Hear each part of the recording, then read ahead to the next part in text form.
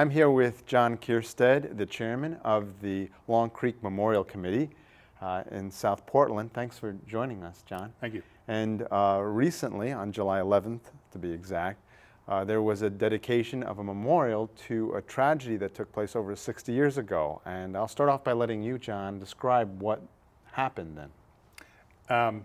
Lieutenant Philip Fee Russell, who was a South Portland boy, he asked permission to stop by here to visit his 3-month-old daughter who he'd never met. He came down the field, he peeled off, went up over Main Med, and eyewitnesses that I have from that stance said they saw smoke and fire coming out of the starboard or right engine.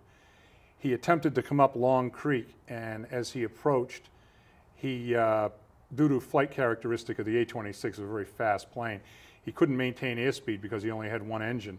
And also, he got cheated out of about probably 75% of the space he had over the river by the banking that's there. So now all of a sudden he was real close to the ground, and the plane pancaked. It wasn't his fault. He was a great pilot. Pilot that was at the ceremony, Commander Richard Stratton, told me, he said, the fact he got that plane that far is nothing short of a miracle.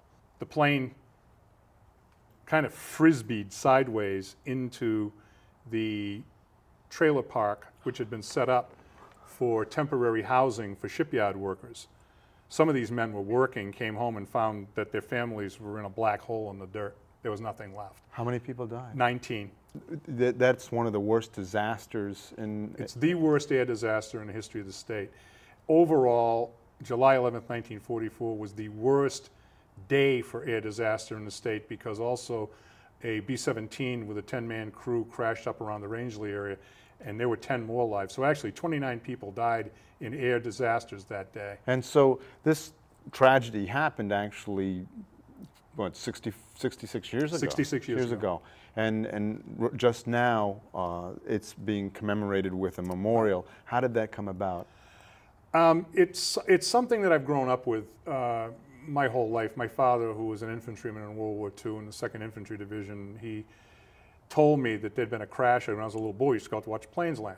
A man who was in the same outfit with my dad, Jim Lofton, was from Georgia, and his grandson is still alive. He's a curator of the World War II Museum, and he came up here 3 years ago to interview local veterans, World War II veterans. And as kind of a sideline, we were driving home from the airport. I said, I'm going to show you a World War II site here. And I took him and showed him where it happened and everything. And Tommy said, well, where's the marker? Where's the memorial? I said, well, there isn't one.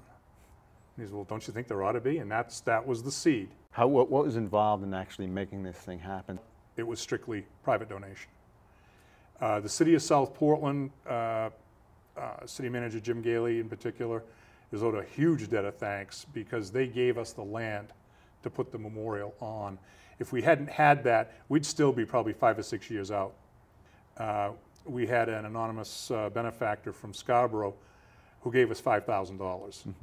That put us into the power glide for what happened on the 11th. We knew we were going to do it. We had people who were survivors of the crash, one of whom his mother went back into the trailer 5 times to pull the kids out of the flaming wreck, and the last time she didn't make it. And I know this man did not have much money, but he still sent us $10, and it was probably the last $10 he had in his wallet. And this was the thing. It had soul behind it. It had purpose, and this was what was going to make it float. The fact that it wasn't to something intangible. These people had lived. They had relatives that were still alive. We had Patty Ann, who was Lieutenant Russell's daughter, was there. She's 66 years old now. Oh. And she came and she spoke, and her aunt, Fee Russell's sister, was there, and they'd never met. And I mean, this was the type of day this was. The benefactor's parents, on the day that the disaster happened, could see the smoke from their home in Scarborough. They threw blankets, water jugs, everything they could in the back of their car, drove down there, and came back 2 days later, and they were never the same. Mm. And that's why she felt, empowered to do this, and it was a very generous thing to do, and she's quite a lady. Sounds like it's something that really affected a lot of people's lives, and I'm sure what you've done, a lot of people appreciate to be able to remember all those people. Well, thank you very much for coming in and talking about. Thank you. Take care.